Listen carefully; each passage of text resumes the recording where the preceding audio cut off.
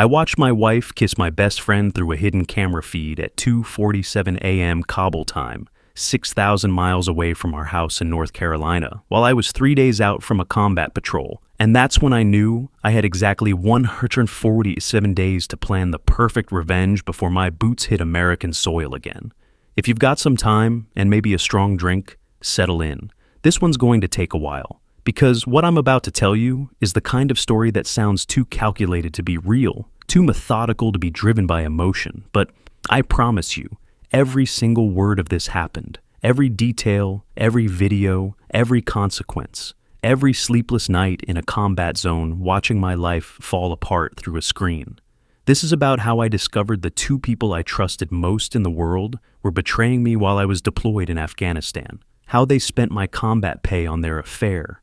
How they disrespected everything I'd sacrificed. And how I made absolutely sure they both faced exactly what they deserved. But here's what you need to understand right from the start. This isn't just a revenge story. It's also a story about what happens after. About whether revenge actually heals anything, about the cost of justice, and whether I paid too much for it. So, stay with me. Because the explosion is satisfying, but the aftermath, that's the part that actually matters. Now, why did I wait 147 days to confront them? Why not jump on the first transport home and kick down the door? That's a question I ask myself every single day, and the answer is complicated. But I'll get there. First, let me take you back to the beginning, back when I actually believed my marriage was solid, back when I thought I knew who I'd married. My name is Michael. 3 years ago, I was a 29-year-old Army captain, infantry officer stationed at Fort Bragg, North Carolina. That's one of the biggest military installations in the world, if you don't know. I'd been in for 7 years at that point, made captain at 27, which was pretty standard. Good officer evaluation reports, solid leadership scores, respected by my men. I wasn't a lifer necessarily, but I was good at what I did. I'd been married to Jessica for 3 years. We'd been together for 5 total. She was 27 when this all went down, worked as a dental hygienist at a practice about 20 minutes from our house in Fayetteville. We met at this UNC alumni event back in 2018. I'd graduated from Chapel Hill in 2015, stayed connected to the alumni network because, honestly, I didn't have much else going on socially. Army life doesn't leave a ton of room for maintaining friendships outside the unit. Jessica was there with this girl she worked with, both of them nursing beers and looking kind of bored. My buddy Joshua was with me. Joshua and I went way back, freshman year roommates at UNC, both in the same dorm, both kind of lost at first. We bonded over late night studying and terrible dining hall food. After college, we stayed close even though our lives went different directions. I went military. He went into insurance sales. But we still grabbed beers every few weeks, still texted stupid memes, still considered each other best friends. That night at the alumni thing, Joshua noticed Jessica first. "Dude, go talk to her," he said, nudging me. I was never great at approaching women, but I'd had a couple beers, so I went over. Started with some dumb line about how these events were always awkward. She laughed. We talked for an hour. She was easy to talk to, funny, self-deprecating in that way that made her relatable. We exchanged numbers. I texted her the next day. We went on a real date that weekend. Looking back now, I can see all the ways we maybe weren't perfect for each other. Jessica was spontaneous. I was structured. She liked going out. I liked staying in. She wanted to travel constantly. I was comfortable with routine. But we worked, you know. We compromised. We figured it out. And I loved her. I really did. She made me laugh. She made me want to be better at the non-army parts of life. She pulled me out of my comfort zone in ways that felt good, not scary. We got engaged after 2 years. Nothing fancy. I proposed on a hike, which in retrospect was very me and not very her. But she said yes. We got married in 2020, small ceremony because of COVID. Just immediate family and a handful of friends. Joshua was my best man. He gave this whole speech about how he'd watched me transform from a nervous college kid into a confident officer and now a husband, and how Jessica was lucky to have me. I remember Jessica laughing, her head tilted back, her hand in mine. I remember thinking, this is it. This is the life I'm building. We bought a house in Fayetteville later that year. Nothing crazy, just a 3-bedroom ranch with a decent backyard. My name was the only one on the deed because I'd used my VA loan, but it was our house. We painted the walls together. We picked out furniture. We talked about eventually having kids, maybe in a few years when I was thinking about leaving active duty. I'd already done one deployment before we got married, back in 2019, to Iraq. 7 months. It was hard on us, but we made it through. Video calls when we could, long emails when we couldn't. She sent me care packages with beef jerky and baby wipes and handwritten notes. I sent her photos of sunsets over the desert, tried to make it seem less bleak than it was. When I came home, we fell back into rhythm pretty quickly. So when I got orders for Afghanistan in August 2023, we both figured we'd be fine. We'd done this before. 9-month rotation, they said, September through May. Fire-based lightning out in Helmand Province. Combat zone, active operations. I'd be busy, but we'd stay connected. Jessica took the news hard initially. Cried for a whole evening when I told her, but she pulled herself together. We'll get through this, she said. We always do. The night before I left, Joshua came over to help throw a send-off party. About 20 people showed up. Mix of Army buddies from base, college friends still in the area, some of Jessica's co-workers. We grilled burgers in the backyard. Drank too many beers, told stories. Normal pre-deployment stuff. Everyone trying to keep it light while knowing things could go bad. That's always the elephant in the room with these things. Nobody says it, but everyone's thinking it. This might be the last time we see each other.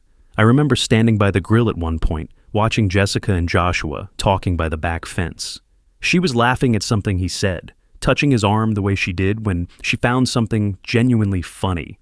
Joshua was grinning, holding his beer, totally at ease. I thought, man, I'm lucky. I've got a wife who loves me and a best friend who's got my back. I actually felt grateful that if something happened to me over there, at least Jessica would have Joshua around. Someone she knew, someone I trusted, someone who could help her if she needed it. I should have seen it then. But you don't, do you? You don't look at your wife and your best friend and think, they're going to destroy my life together. You think, I'm serving my country, and they're my anchor at home. The goodbye at the base the next morning was brutal. Jessica drove me to Fort Bragg at 0500. It was still dark out. We sat in the car for 20 minutes before I had to go in, just holding each other. She was crying into my chest, soaking my uniform. I'm going to miss you so much, she kept saying. Come home safe. Just come home safe. I kissed her forehead. I'll be careful, I promise, and we'll video call all the time. It'll fly by. She gave me this countdown calendar, one of those cheesy tear-off-a-page each day things. I got one for me, too, she said. We'll mark off every single day until you come home. I tucked it into my bag. I didn't know then that I'd end up staring at that calendar in a tent in Afghanistan, doing the math on how many days they'd been together. Before I went inside, I met up with Joshua. He'd driven separately to say goodbye. I gave him a hug, which isn't something we did a lot, but it felt right. Take care of her, okay? I said. She gets nervous at night. Check on her sometimes. Of course, bro, he said. Don't even worry about it. She's safe with me. I handed him my spare house key. I'd already given one to Emma, my sister, but she lived 2 hours away. Joshua was 15 minutes away.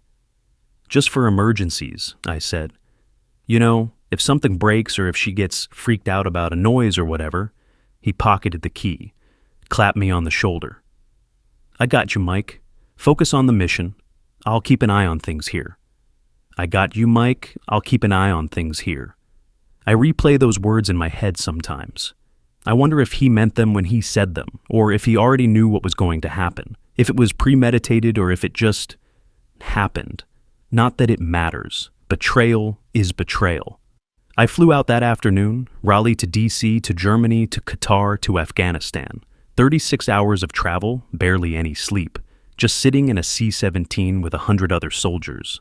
All of us processing in our own ways. Some guys slept, some listened to music. I stared out the window when there was something to see and stared at nothing when there wasn't. When we landed at Bagram Air Base, it was 2 a.m. local time. Pitch black except for the runway lights. Hot as hell even in the middle of the night. That heavy, dry heat that hits you like a wall. We got hustled onto buses, driven out to fire-based lightning, got briefed on our assignments.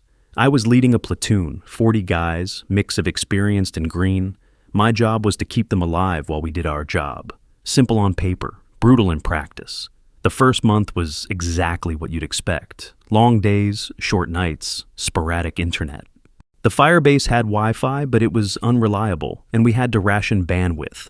I could usually get online for 30 minutes to an hour each evening. I used that time to video call Jessica. Those first few weeks, we talked 3 times a week. She'd show me around the house, tell me about work. "Beth is being such a bitch lately," she'd say, talking about her coworker. "She keeps taking the early appointments and leaving me with all the kids. You know how much I hate doing kids' cleanings." I'd laugh. We'd talk about nothing. Normal married couple stuff. Sometimes Joshua would pop into frame.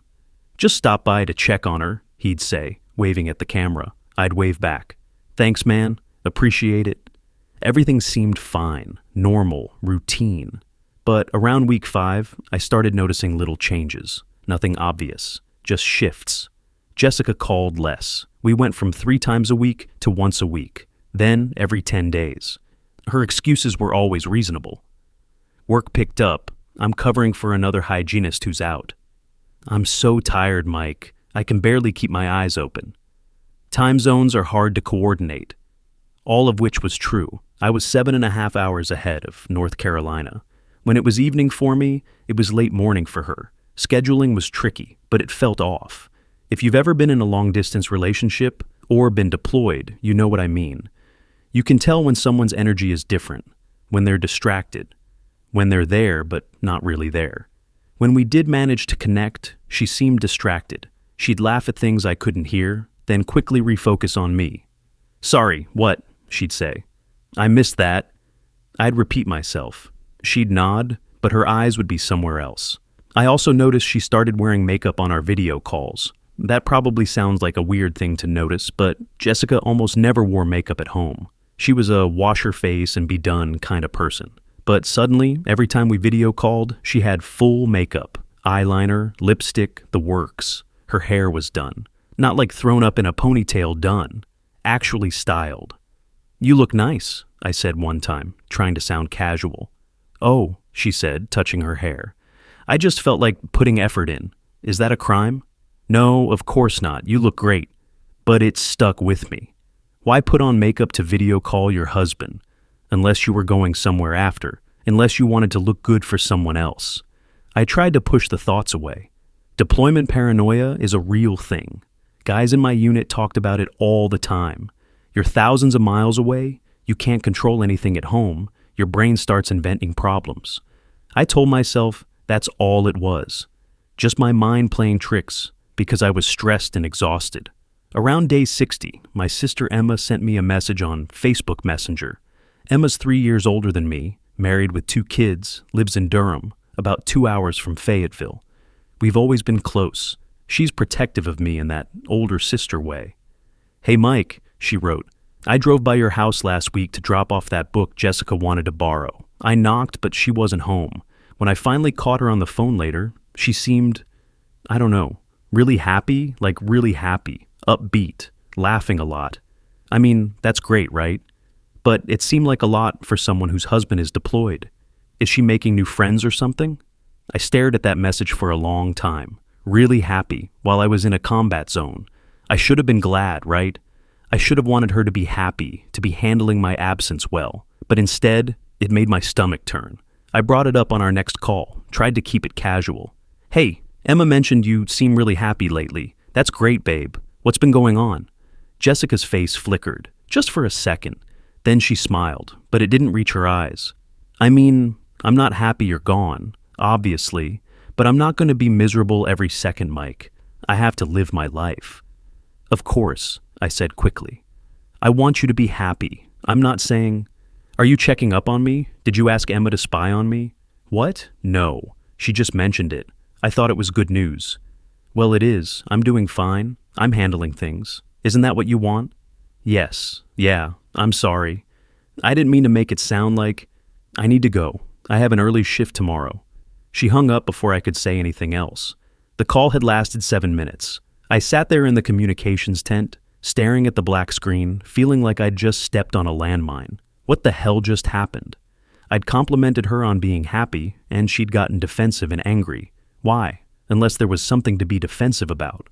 But I pushed it down, told myself I was being paranoid, told myself deployment was messing with my head. Then came the money thing. It was day 70. We'd just come back from a 3-day patrol. I was exhausted and filthy and wanted to sleep for a week, but I had a routine. Check in with family, check email, check bank account. Military life teaches you to stay on top of finances. Too many guys get in trouble because they're not paying attention, and someone back home is draining accounts or running up credit cards. I logged into our joint checking account, scanned the recent transactions, and stopped. $4,200. Hotel charge. Asheville, North Carolina. 4-night stay. 11 days ago. $1,800. Airline charge. 2 tickets. 8 days ago. Multiple restaurant charges. Places I'd never heard of. Towns nowhere near Fayetteville. All within a 2-week window. All while I'd been on patrol with limited comms. All while I couldn't check in or ask questions. I did the math in my head. I was getting paid about $6,000 a month, including hazard pay and combat pay. That was automatically direct deposited into our joint account. Jessica made about $3,500 a month. We were putting about $9,000 a month into that account, and our bills were maybe $4,000. We should have been building savings. But we weren't. The balance was about the same as it had been 2 months ago. Where was the money going? I scrolled back further. Looked at the previous month, another hotel, Charleston, 3 nights, $1,400, more restaurants, more unexplained charges. My hands were shaking. I took a screenshot of everything. Then I closed the laptop and sat there in the tent, trying to breathe normally. There were explanations, I told myself. Maybe she went on a trip with her girlfriends. Maybe she needed a break. Maybe the airline charge was for something innocent. Maybe. But $2,300 on travel in 2 weeks, on top of whatever she'd spent the month before, while I was deployed?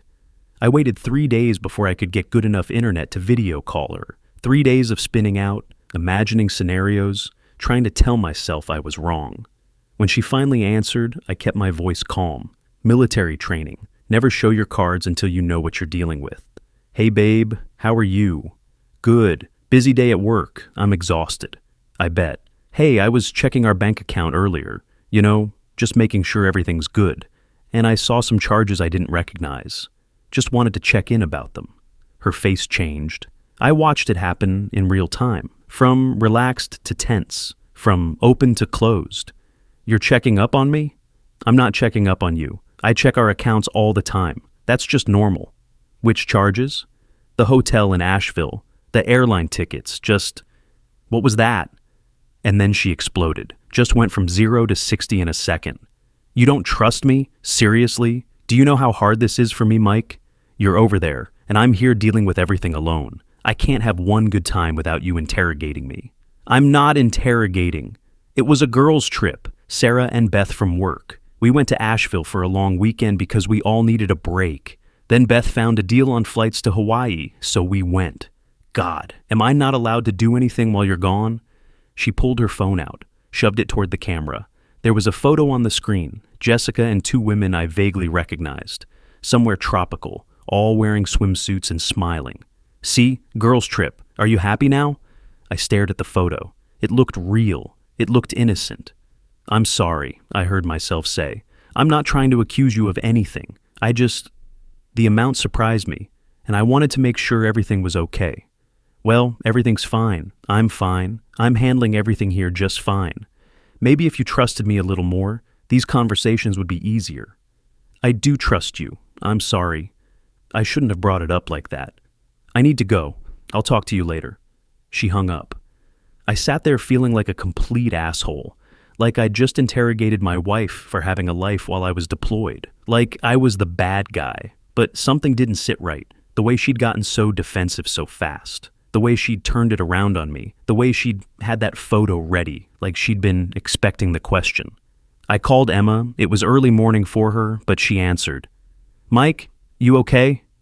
Can you do me a favor? Can you stop by the house sometime this week? Just unannounced. Just check on Jessica. Tell her you were in the area. There was a pause. Mike, what's going on? I don't know. Maybe nothing. but something feels wrong and I can't shake it. Okay, Emma said slowly. I'll go by this weekend, Saturday morning. Thanks. And Em, don't tell her I asked you to, just make it seem random. Got it. 3 days later, Emma called me. It was 2 a.m. my time.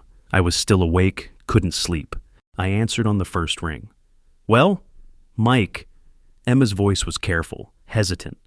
I stopped by. Jessica answered the door.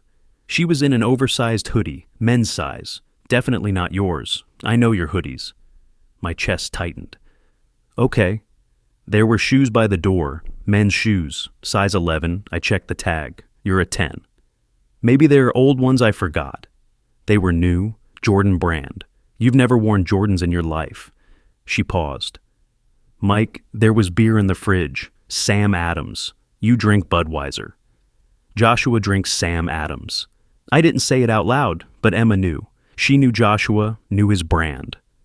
There was a pile of mail on the counter, Emma continued. I saw it when I was standing in the doorway. One of the envelopes was addressed to Joshua, at your address. I couldn't breathe. What did Jessica say? I asked casually if she'd been having people stay over. She said Joshua stays sometimes to keep her company, that it's innocent, that you know about it. I don't know about it. I know he checks on her. I don't know he's sleeping over. I figured. Emma's voice was gentle. Mike, I don't want to jump to conclusions, but he's sleeping with my wife. You don't know that for sure. I gave him my house key. I told him to take care of her, and he's sleeping over while I'm deployed. What are you going to do? I don't know. I can't exactly come home right now. Do you want me to confront her? No, not yet. Let me think. I hung up, sat in the dark. And that's when I remembered the Ring doorbell camera. I'd installed it 6 months before deployment. Jessica had been nervous about break-ins, about being alone at night. I'd gotten the full Ring setup, doorbell camera, 2 outdoor cameras, even a couple indoor cameras for the living room and kitchen. For security, I'd told her. So, you can check on things from your phone, and so can I. I hadn't checked the app once since deploying. Too busy, too trusting. I pulled out my phone, opened the Ring app, logged in. The loading circle spun, then the dashboard loaded. 4 cameras, all active. 90 days of saved footage. I started with the doorbell camera. Started scrolling through the timeline. Fast-forwarding through days. Day 11 of my deployment. 11:02 p.m. Joshua's car pulls into the driveway. I watched him get out, walk to the door, use his key to let himself in. The timestamp ticked forward. 11:47 p.m. The light in the living room was still on, visible through the window. Midnight, still on. 1 a.m., still on.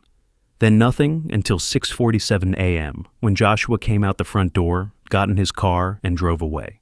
He'd spent the night, day 11. 11 days after I deployed, I kept scrolling. Day 15, same pattern.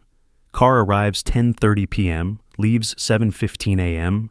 Day 18, day 22, day 25, day 29, day 33. He was staying over 5 times a week, every week for 2 months. Then I found day 34. 11:47 p.m. The doorbell camera had night vision. I watched my wife and my best friend come home together. Jessica was carrying a to-go bag from a restaurant. Joshua had his arm around her waist. They were laughing about something. At the door, she turned to say something to him. He smiled, pulled her close, and kissed her. Not a peck, not a friendly kiss, a real kiss. His hand in her hair, her arms around his neck. 8 seconds. I counted. 8 seconds of my wife kissing my best friend on my front porch while I was 6,000 miles away. Then they went inside, together. The living room light stayed on until 1:23 a.m. I was sitting in an equipment tent at Firebase Lightning, surrounded by other soldiers trying to sleep, and I had to step outside before I started hyperventilating. I walked to the back of a shipping container where no one could see me and threw up in the dirt. One of my guys, Private First Class Jackson, found me a few minutes later. "Captain? You good, sir?" I wiped my mouth. "Family stuff. I'll handle it." "You need anything, sir?" "No, thanks, Jackson. Get some sleep." He hesitated, then nodded and left. I stayed there for another 30 minutes, leaning against that shipping container, trying to process what I'd just seen. My wife was having an affair with my best friend while I was deployed in my house. In my bed, probably. Using the key I'd given him. Using the trust I'd placed in both of them. And I was stuck here for another 147 days. I went back to my bunk. Pulled out my laptop. Logged into our bank account again. This time, I didn't just scan. I documented everything. I created a spreadsheet, every hotel charge, every restaurant, every unexplained expense. I cross-referenced dates with the Ring camera footage, built a timeline. Day 21, hotel in Charleston, 1,400s for 3 nights. Ring footage shows both of their cars gone from Thursday evening to Sunday afternoon. Day 32, 2 airline tickets, $1,800. Ring footage shows neither car in the driveway from Friday to Wednesday. 5 days. I checked my text messages from that week. Jessica had said she was staying with a friend who was going through a breakup. I'd believed her. Day 54. Another hotel. Asheville. 4 nights. Another 1-800. I'd been on patrol that week. No contact. They'd spent over $23,000. My combat pay. My hazard pay. The extra money I was getting for literally risking my life. They spent it on hotels and vacations and romantic dinners. I was serving my country. They were serving themselves. I sat there for hours, just looking at the numbers, the dates, the patterns, trying to decide what to do. I couldn't call Jessica and confront her. What was the point? She'd just lie more. I couldn't fly home. I was in the middle of a deployment. I couldn't tell anyone in my unit. They didn't need to be distracted by my personal drama. So I did the only thing I could think of. I called a private investigator, found a guy named Rick. His website said he specialized in military family cases, infidelity investigations. I called him on a satellite phone from the base. Rick's Investigations, he answered. Hi, my name is Captain Michael Thompson. I'm currently deployed in Afghanistan. I think my wife is having an affair, and I need someone to document everything. There was a pause. I'm sorry to hear that, Captain. Walk me through what you know. I told him everything. The ring footage, the bank statements, Joshua, Emma's visit, all of it. Rick was quiet for a moment. Then he said, I can help you. My rate is $2,500 up front, then $150 an hour. I'll do surveillance, take photos, document patterns. I can also install additional cameras if needed. As long as you own the property, it's legal. How long until you're back stateside? 5 months, give or take. That's plenty of time. I'll get you everything you need. By the time you come home, you'll have an airtight case. How do I pay you? I'll send you an invoice. You can pay from overseas. Do it. I used money from my savings account. Didn't care about the cost. This was worth every penny.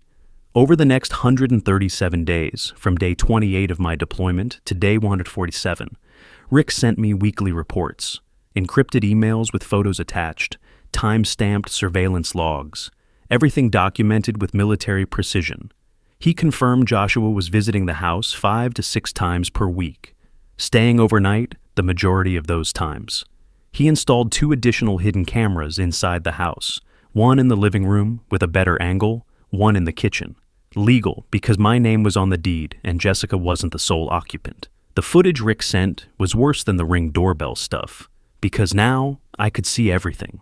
Them cooking dinner together in my kitchen, moving around each other like a couple who'd been together for years. Sitting on my couch, her head on his shoulder, his hand absently playing with her hair while they watched TV. Laughing, talking, comfortable. I listened to their conversations. In one clip, Jessica asked, "When are you going to tell him?" Joshua responded, "Tell him what?" About us. Joshua was quiet for a moment, then said, "After he gets back.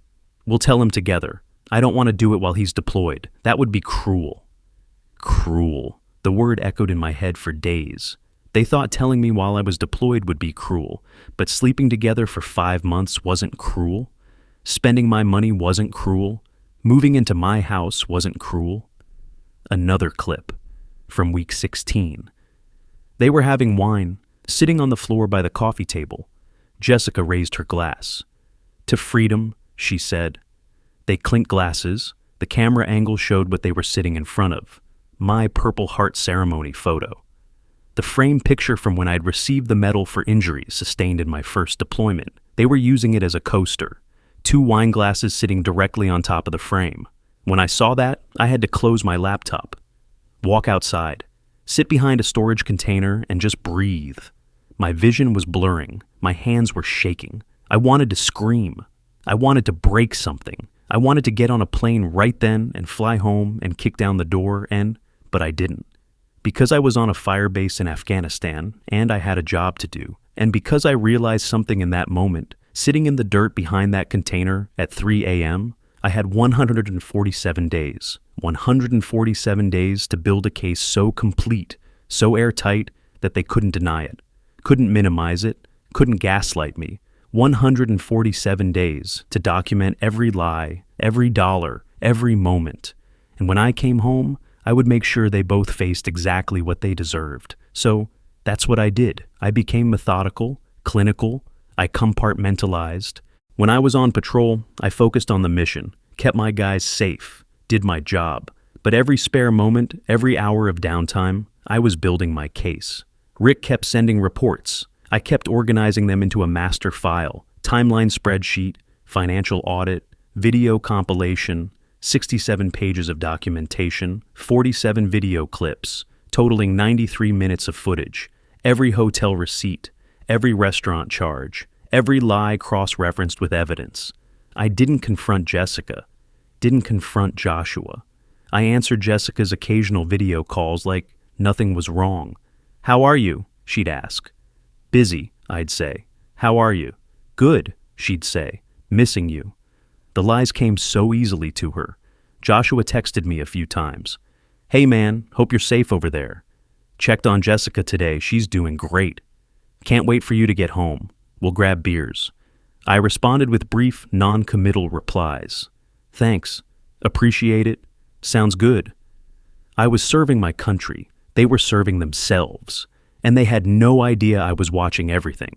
Around day 110, something shifted in me. The acute pain, the raw, bleeding heartbreak, started to calcify into something colder, harder. I wasn't sad anymore. I was angry, but it wasn't the hot, explosive anger that makes you do stupid things.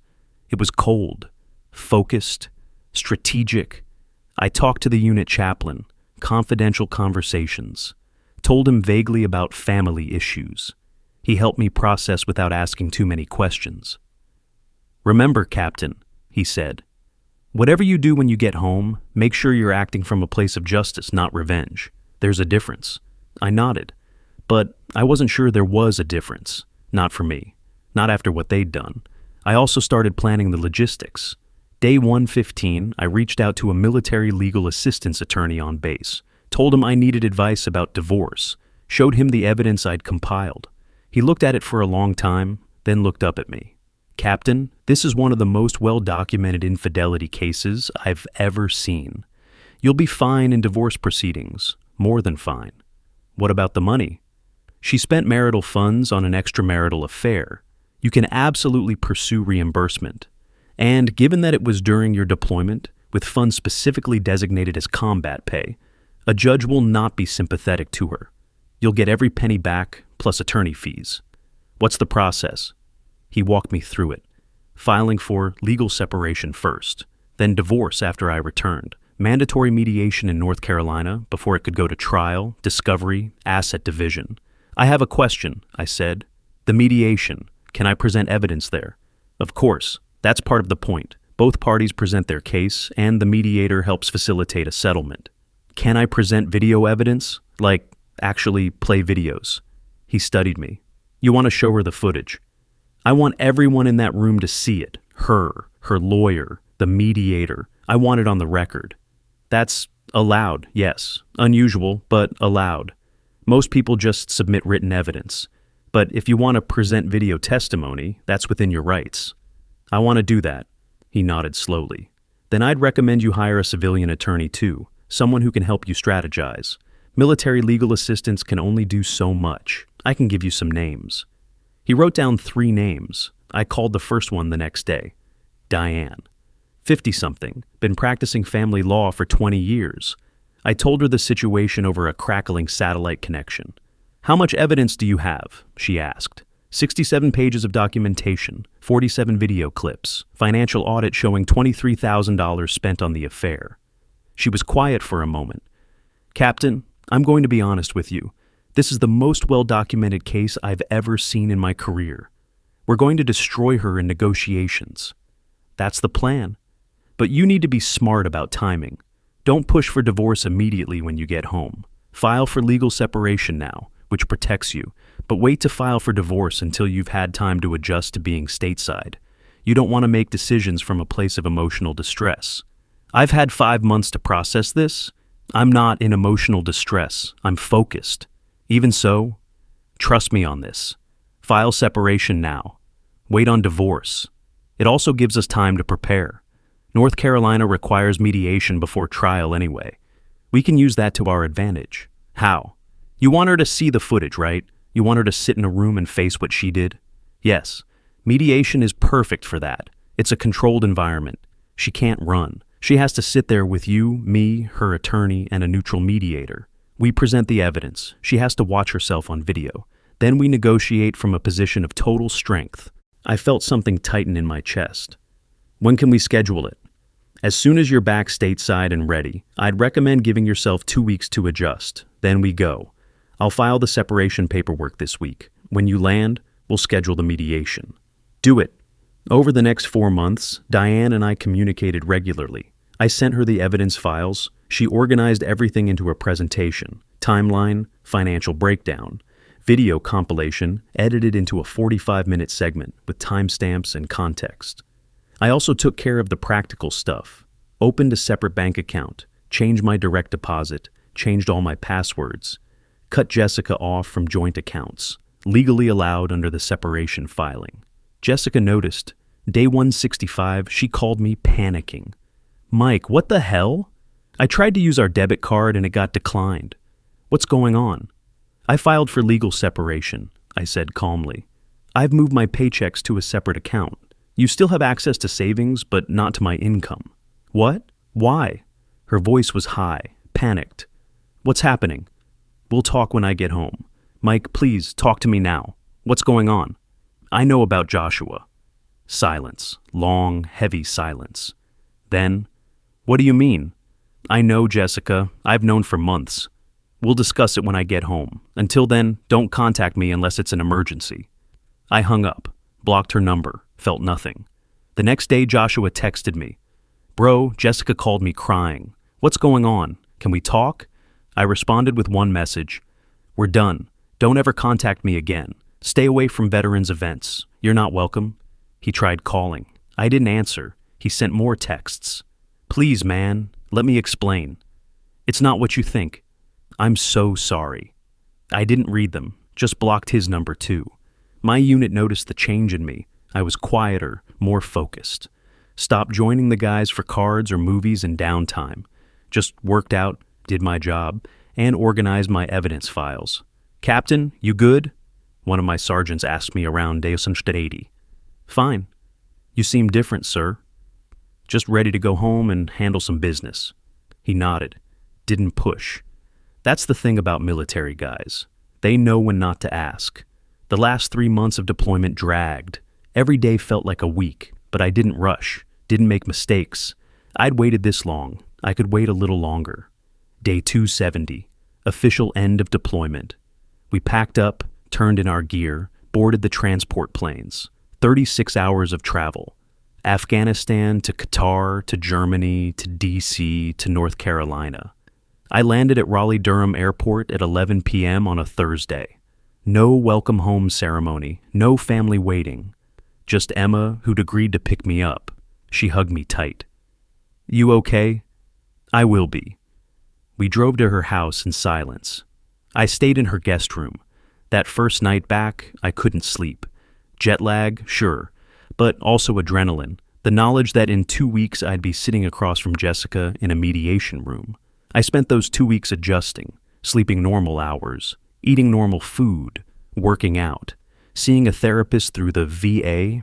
Diane had recommended it, said I needed to make sure I was mentally prepared for what was coming. How do you feel about the mediation? Dr. Martinez asked. He was a former Marine, worked exclusively with combat vets. He got it. Ready? Are you doing this for closure or for revenge? Is there a difference? He was quiet for a moment. Sometimes Closure is about processing your pain and moving forward. Revenge is about making them hurt the way you hurt. Maybe it's both. That's fair. Just make sure you know which one you need more. Because revenge might feel good in the moment, but it doesn't always heal you. I nodded. Didn't tell him I'd already made up my mind. The mediation was scheduled for day 15 after I landed, a Tuesday afternoon. Diane's office had a conference room with a big TV. We'd present everything there. The night before, I laid out my dress uniform, Class A's, full ribbons and badges, every award I'd earned, including the Purple Heart. Diane noticed when I walked into her office the next morning. "You're wearing your uniform?" "Yes." She smiled, a small, knowing smile. "Psychological warfare. I like it. Remind them exactly who they disrespected." Jessica arrived 15 minutes late. I was already sitting at the conference table. Her attorney, Mark, was with her.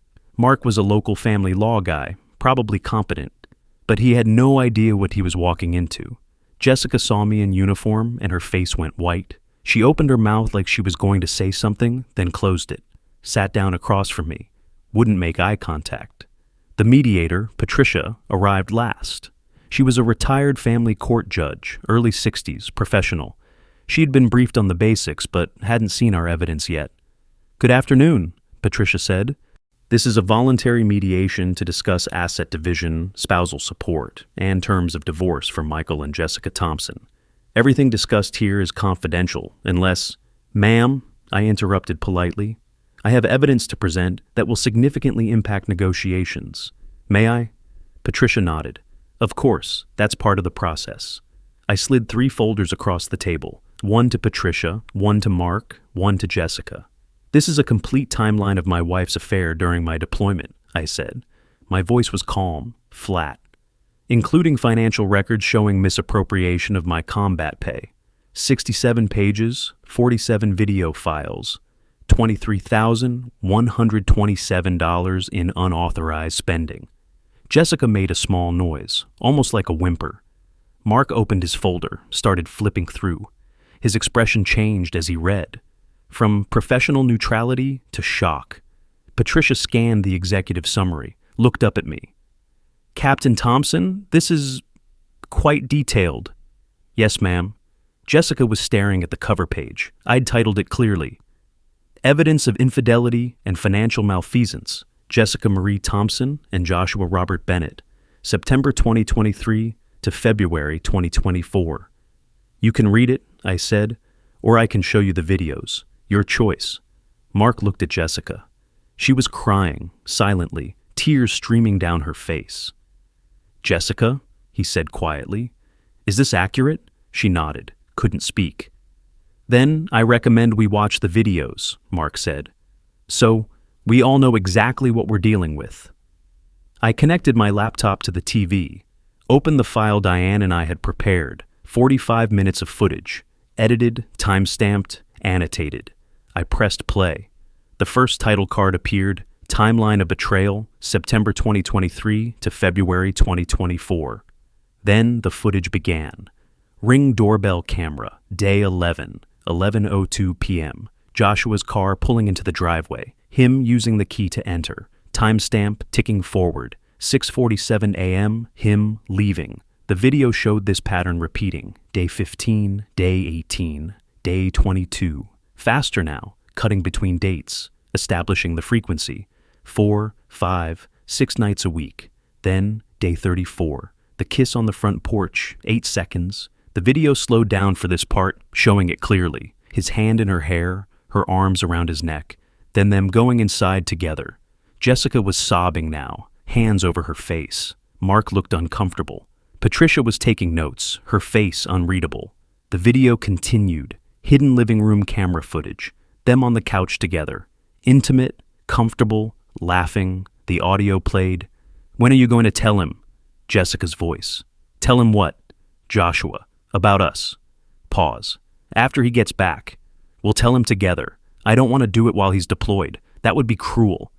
I watched the mediator's face when that line played. Her expression didn't change, but something shifted in her eyes. Next segment, financial records. A spreadsheet appeared on screen, overlaying the footage. Every charge, every hotel, every restaurant, every expense, all totaling $23,127.18. Then the clips from the hotels, Rick's surveillance footage, Jessica and Joshua entering hotels together, carrying overnight bags, leaving the next morning, the Hawaii trip, airport photos, resort check-in, beach photos of them together, holding hands, looking like a couple. Mark was reading through the folder while the video played. "Jesus Christ," he muttered. Then came the worst part. The part I'd specifically requested Rick to enhance and clean up. Day 82. Living room footage. Jessica and Joshua sitting on the floor by the coffee table, wine glasses in hand, the camera angle clearly showing what was on the table behind them. My Purple Heart ceremony photo, in a frame, with 2 wine glasses sitting directly on top of it, using my medal ceremony as a coaster. I paused the video there. "That photo," I said quietly, "is from a ceremony where I received a Purple Heart for injuries sustained in my first deployment. They were using it as a coaster." The silence in that room was absolute. Patricia's pen had stopped moving. Mark looked ill. Jessica was crying so hard she was gasping for air. I let the pause sit for 10 seconds, then pressed play again. Final segment. More surveillance footage. Week after week of them together. The compilation showed 147 days of pattern. Then the last clip. Day 151. Night vision from the hallway camera in my house. Timestamp, 11:47 p.m. Jessica and Joshua asleep in my bed. The video ended with a final title card. Total duration, 147 days. Total misappropriated funds, $23,227.18. Betrayal of trust, immeasurable. Screen went black. No one spoke. Jessica was still sobbing. Mark looked like he wanted to be anywhere else. Patricia set down her pen and removed her glasses. "Mr. Bennett," she said. "Mark, perhaps you and your client need a recess to confer?" Mark stood immediately. "Yes, we need 15 minutes. They left the room. I could hear Jessica crying in the hallway. Mark's voice low and urgent. "Jessica, you realize there's no defending this, right? The evidence is overwhelming. We're going to have to give him everything he wants." "I didn't know he was documenting it all," Jessica sobbed. "I didn't know." "It doesn't matter. He owns the house. He has proof of adultery. He has proof of financial misconduct. This is the worst case I've seen in 15 years. We're going to settle, right now." I sat at the table with Diane. She leaned over. "How do you feel?" "Empty," I said, and I meant it. I'd spent 147 days planning this moment. I thought it would feel like victory, like vindication. Instead, I just felt hollow, tired. "That's normal," she said. "Revenge doesn't heal the wound, it just closes it." They came back after 20 minutes. Jessica's eyes were swollen nearly shut. Mark sat down heavily. "Captain Thompson," he said, "my client acknowledges the affair. She acknowledges the financial misconduct. We are prepared to negotiate a settlement." I slid another sheet of paper across the table. "Here are my terms." Mark picked it up, read it, looked at Jessica. She nodded miserably. "These are quite one-sided," Mark said. "Your client committed adultery during my deployment to a combat zone and stole my combat pay," I said. My voice was still calm, still flat. "North Carolina is not a no-fault state. If this goes to court, she'll get less than this. We both know it." Mark looked at Patricia. "Can you speak to the reasonableness of these terms?" Patricia looked at me, then at the terms. "Given the evidence presented, these terms are within acceptable ranges for a contested divorce with proof of adultery and financial misconduct. I would advise your client to accept them." Mark showed the paper to Jessica. She read it through her tears, nodded. The terms were simple. 1. Jessica returns $23,127.18 to Michael, full financial reimbursement. 2. Jessica receives 0 equity from the house, Michael's name only on deed. 3. No spousal support, jars alimony. 4. Jessica keeps her car and personal belongings, only 5. Divorce finalized within 30 days. 6. All video evidence remains confidential unless either party violates terms. There's one more condition, I said. If Jessica or Joshua contact me, my family, or spread false information about this divorce, I will share every piece of this evidence with every mutual friend, every family member, and every military community contact I have. If they leave me alone, the footage stays private. Are we clear? Jessica's voice was barely a whisper. Yes. I need to hear you say you agree." "I agree," she choked out. "I agree to everything. I'm so sorry, Mike. I'm so sorry." "You're sorry you got caught," I said. "There's a difference." Patricia drew up the settlement agreement right there. We all signed it. Jessica's hand was shaking so badly she could barely write her name. When we were done, Patricia said, "This mediation is concluded. The settlement will be filed with the court. You should have a final divorce decree within 6 weeks." I stood up, put my cover back on, looked at Jessica one more time. She was still crying, hunched over in her chair. "I served my country," I said quietly. "You served yourself. I hope it was worth it." Then I walked out. Diane walked me to my car. "That was brutal," she said. "One of the hardest mediations I've ever sat through. How are you feeling?" I unlocked my car door. "Honestly, I don't know." "That's fair. Do you feel like you got justice?" "I feel like I got something. Not sure if it's justice or just revenge. Maybe there's no difference." She put her hand on my shoulder. "For what it's worth, I think you handled it exactly right. You documented everything. You presented the truth. You let the evidence speak for itself. There's dignity in that." I nodded. Didn't trust my voice. I drove to Emma's house. She was waiting on the porch, took one look at my face, and hugged me. "It's done? It's done. Do you feel better?" "I feel tired." She led me inside, made me tea, let me sit in silence for an hour before asking anything else. That night, I texted Joshua. First message since day 161. "We're done. Never contact me again. Stay away from veterans events. You're not welcome." His response came immediately. "Mike, please, let me explain. I never meant to hurt you. It just happened. I'm so sorry." I stared at that message for a long time. It just happened. Like he'd tripped and fallen into a 5-month affair. Like he'd accidentally used my key and my house and my money. "Nothing just happens for 4 months while your best friend is deployed. You piece of shit," I typed. Then I blocked his number, deleted his contact, deleted every photo I had with him, erased him. The next few weeks were strange. The divorce was finalized in 33 days. Jessica paid back the money in installments from a loan her parents gave her. Every time a payment hit my account, I felt weird. Not happy, not vindicated, just weird. Word started to spread. Emma told her husband, who told his VFW buddies.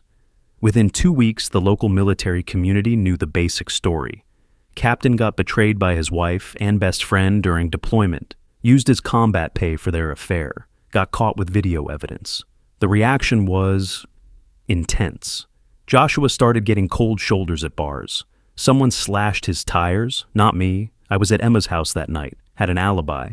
His own family found out when his sister called Jessica's friend to ask what happened. His father, a deacon at their Catholic church, stopped speaking to him.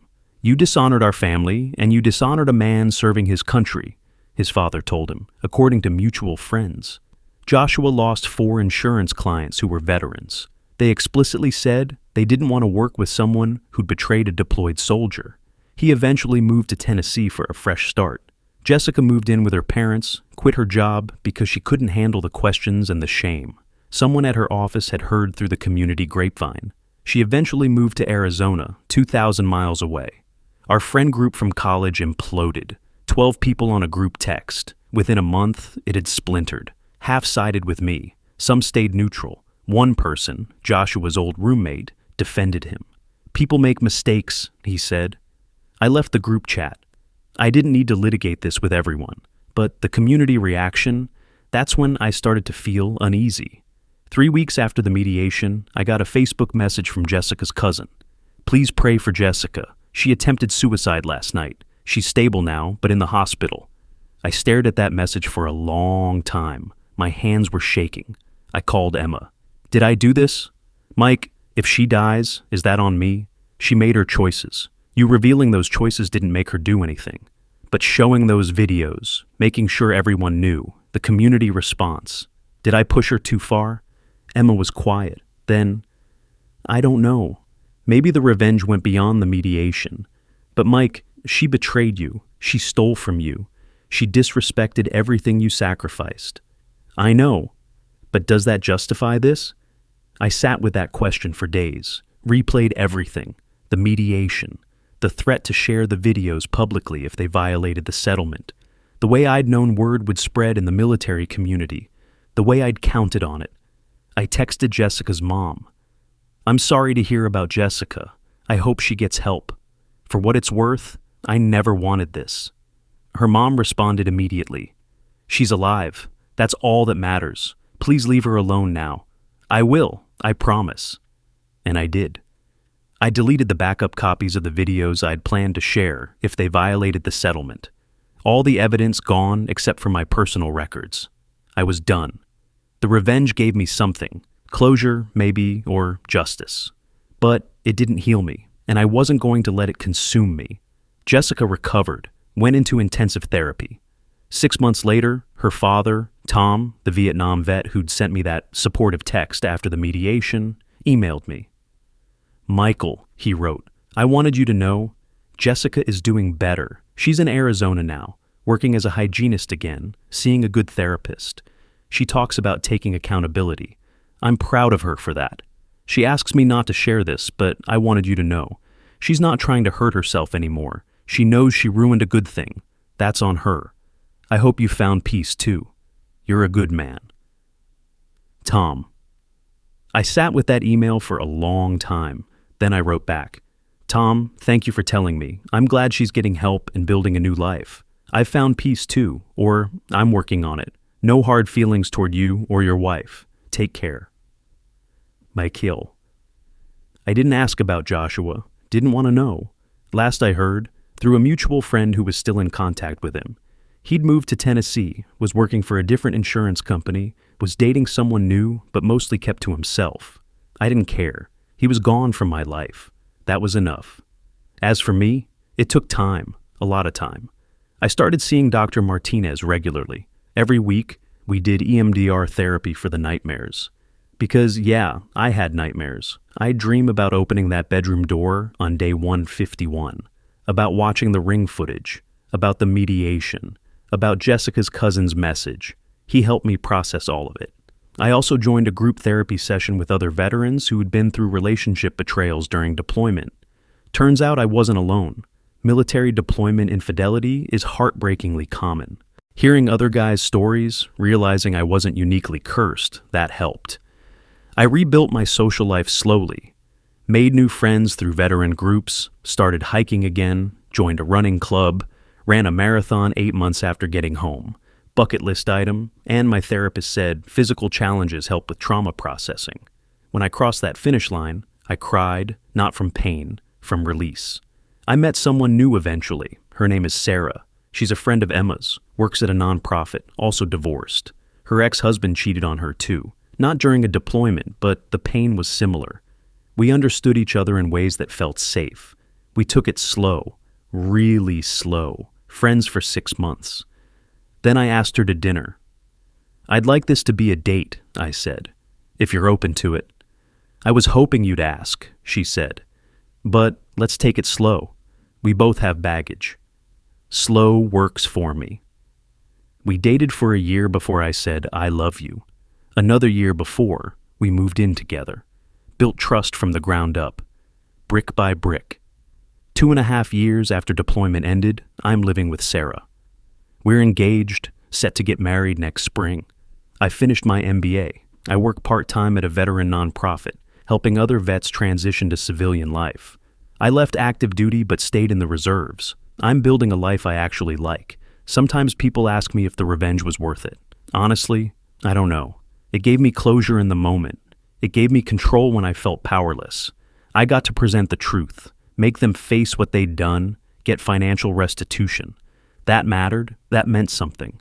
But it didn't erase the betrayal. It didn't make me stop hurting.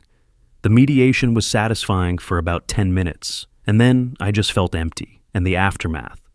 Jessica's suicide attempt, the social fallout, the way the military community turned on them, that stuff still sits heavy sometimes. I wonder if I went too far. Then I remember the Purple Heart photo with the wine glasses. I remember being in Afghanistan, watching the ring footage, knowing they were using my sacrifice to fund their affair. And I think, no, they earned consequences. But I also think about Jessica's cousin's message. about the fact that showing the truth in a mediation room is one thing, but making sure the truth spread through an entire community is another, about how the line between justice and revenge is thinner than I thought. If you're going through something like this, here's what I'll say. Protect yourself. Document everything. Get good lawyers. Don't make decisions from a place of raw emotion. Wait until you can think clearly. But also, don't let revenge consume you. Get the justice you need. Set your boundaries. Make sure they face consequences. But then walk away. Don't let it become your whole identity. Don't let it define you. The best revenge isn't the dramatic confrontation. It's building a life so good you forget they exist. Do I still think about Jessica sometimes? Yeah. Do I still feel angry about Joshua? Occasionally. But it's not the burning rage from day 147 anymore. It's just a scar. It's there. I know it happened. But it doesn't run my life. Last week I was sitting on the porch with Sarah. She was laughing at something on her phone, showing me a meme about military life. I laughed too. She kissed my cheek. "You okay?" she asked. I nodded. "Yeah, I'm good. I'm really good." And I meant it. That's the thing they don't tell you about betrayal and revenge stories. Everyone wants to know about the dramatic moment, the confrontation, the explosion, the justice served. But the real ending? It's quiet. It's just moving on, building something new, choosing people who choose you back. Jessica and Joshua thought I was someone they could use while I was deployed. Someone who wouldn't fight back. Someone who'd just accept it. They were wrong. But more importantly, I learned I'm someone who can survive the worst betrayal and still come out the other side. Not unscathed, not unchanged, but whole. Whole enough to love again. Whole enough to build again. Whole enough to be happy again. I was serving my country. They were serving themselves. And in the end, I'm the one who came home.